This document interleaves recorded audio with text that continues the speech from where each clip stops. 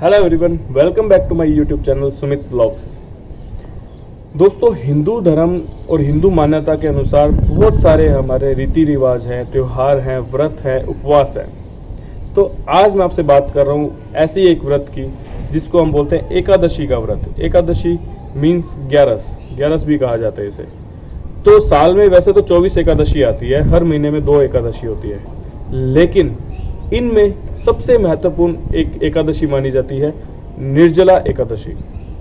निर्जला एकादशी, जैसे कि आप नाम से ही पहचान रहे हैं, निर्जला एकादशी, बिना पानी के इस दिन व्रत किया जाता है। तो निर्जला एकादशी का हिंदू पौराणिक कथाओं के हिसाब से कैसे ये उत्पत्ति हुई, थोड़ा सा उस बारे में बात करते हैं।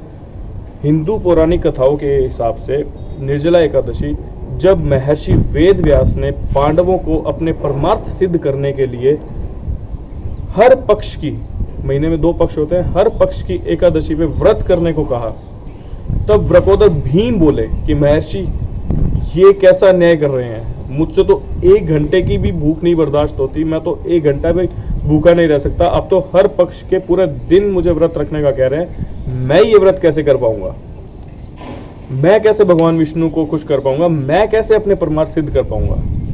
तब महर्षि वेदव्यास ने भीम को बोला कि भीम, चिंता मत करो, आप ज्येष्ठ मास की शुक्ल पक्ष की जो एकादशी होगी, आप उस दिन बिना जल के व्रत कर लेना, एक ही दिन आपको पूरे 24 एकादशियों का फल उस एक एकादशी के व्रत करने पर मिल जाएगा।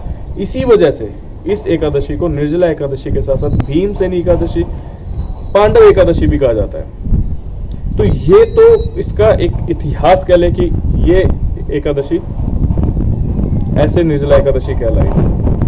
धार्मिक अनुसार अगर हम देखें, धार्मिक बात के अनुसार देखें, तो अगर हम इस एक दिन निर्जला एकादशी वाले दिन व्रत कर लेते हैं तो हमें पूरे 24 एकादशियों के व्रत का फल मिल जाता है।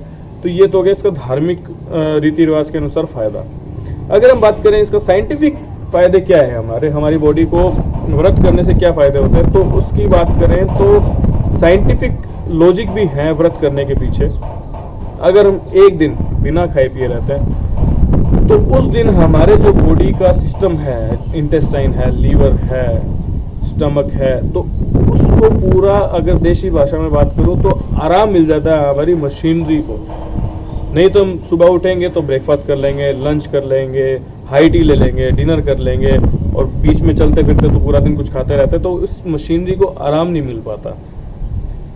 अब आप कहेंगे आराम ठीक है, मैं ये कहना चाह रहा हूँ कि इसको डिटॉक्स करने के लिए हमारी बॉडी को, हमें एक दिन फास्टिंग जरूरी है, जिससे कि हमारी बॉडी में जो पंच तत्व हैं, पंच तत्वों का समन्वय हो जाए। जब आप फास्टिंग करते हैं तो आपकी बॉडी के जो पंच तत्व हैं उनका एक समन्वय हो जाता है, वो अपने ऑर्डर्स में आने लग जाते हैं। नहीं तो हमारे खान पीन ने, हमारी आज की रूटीन लाइफ ने ऐसा आदत बना दी है कि उनके जो समन्वय वो बिगड़े हुए हैं। तो ये हो गया साइंटिफिक लॉजिक कि क्यों हमें ये व्रत करना चाहिए। इसके अलावा अगर मैं बात करूं तो आजकल सो कॉल्ड फास्टिंग का ट्रेंड चल गया है। जो लोग वेट रिड्यूस करना चाह रहे हैं वो लोग intermediate fasting, full day fasting, एक तो जो फास्टिंग हम उपवास करते आ रहे हैं वो तो है ही है, लेकिन ये अलग ही ट्रेंड है। लाइक जैसे इंटरमीडिएट फास्टिंग, कुछ लोग 16 घंटे की फास्टिंग करते हैं। टाइम नोट कर लो, 16 घंटे, 24 घंटे, 48 घंटे, 36 घंटे। तो ये फास्टिंग इसी वजह से की जा रही है ताकि हमारी बॉडी को डिटॉक्स होने का टाइम मिल सके। और आप लोग अगर नोटिस भी करेंगे, अगर आपने फास्टिंग करी है या फास्ट करते हैं, आप कुछ खाते नहीं, कुछ पीते नहीं, उसके बावजूद आपको दिन में कम से कम 3 से 4 बार वॉशरूम जाना पड़ेगा, तो आप समझ रहे होंगे कि आपके वो डिटॉक्सिफिकेशन हो रहा है बॉडी का। तो ये हो गया साइंटिफिक इसके रीज़न कि क्यों हमें फास्टिंग करनी चाहिए। फिर हम बात करें कि फास्टिंग करें कैसे, ये निर्जला एकादशी कैसे की जा सकती है, इसके क्या प्रोसीजर रहता है। तो कुछ लोगों के डाउट्स भी है, जैसे कि सर जब हम सुबह उठते हैं, ब्रश वगैरह करते हैं तो कुर्ला करते हैं तो वो पानी मुंह में जाता है, तो लोगों को ऐसा लगता है कि अल्लाह, हमने तो आज पानी का त्याग करना था और सुबह उठते मुंह में पानी ले लिया। तो इसे बोलते हैं हम नित्य कर्म, आचमन की क्रियाएं।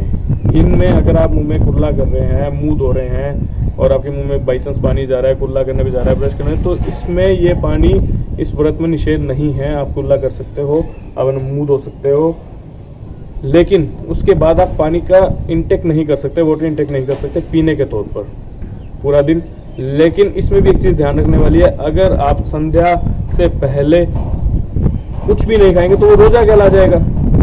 धार्मिक दृष्टि से देखें तो रोजा हो गया, लेकिन उस रोजा ना हो, ये व्रत ही रहे, इसके लिए आप 2 घुट पानी के साथ तुलसी का 1 या 2 पत्ता मुंह में रख सकते हैं, जिससे कि ये रोजा नहीं बनेगा। ये तो क्या धार्मिक रीजन तुलसी का मुंह में रखने का। लेकिन इसके पीछे साइंटिफिक रीजन भी है।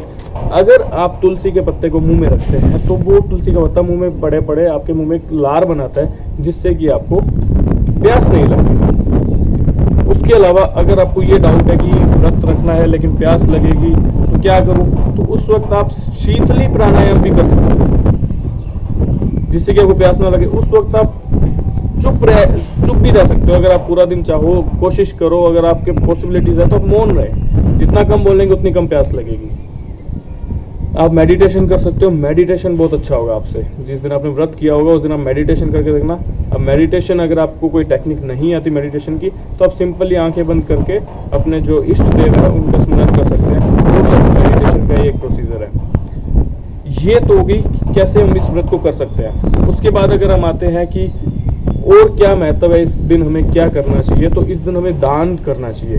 दान तो देखो डेली करना चाहिए, आपकी कैपेबिलिटी के अनुसार दान कभी भी कर सकते हो, लेकिन इस दिन का अलग महत्व क्यों है।